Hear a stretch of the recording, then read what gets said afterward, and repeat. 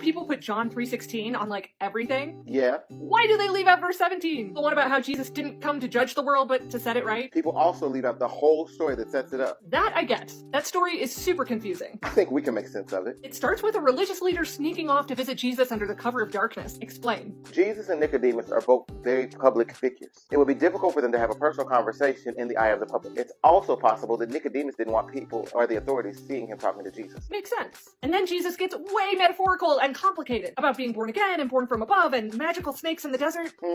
Is the point to confuse people and remind us God is a big mystery? I think the point is trying to measure things in concrete and measurable factors is not the best way to experience God. What? Think about how my grandma makes hot water cornbread. Is there a secret family recipe? No, she doesn't use a recipe. She's made it so long, she just pulls out the ingredients, mixes them until it looks and smells right, and then she puts it in the skillet till it's done. That sounds like a super stressful way to cook. Because you want the recipe.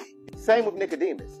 He wants the recipe on how to experience Jesus and things of the Spirit. Jesus is trying to explain to Nicodemus that he doesn't need a recipe to experience God. Listen for the Spirit, and when you're on the right track, you'll know. And Nicodemus keeps pushing because he wants something more clear. Which is why Jesus ends with giving him the whole picture in 2 lines. The verse is about love. Now you're getting it. And if it ain't love, it ain't God.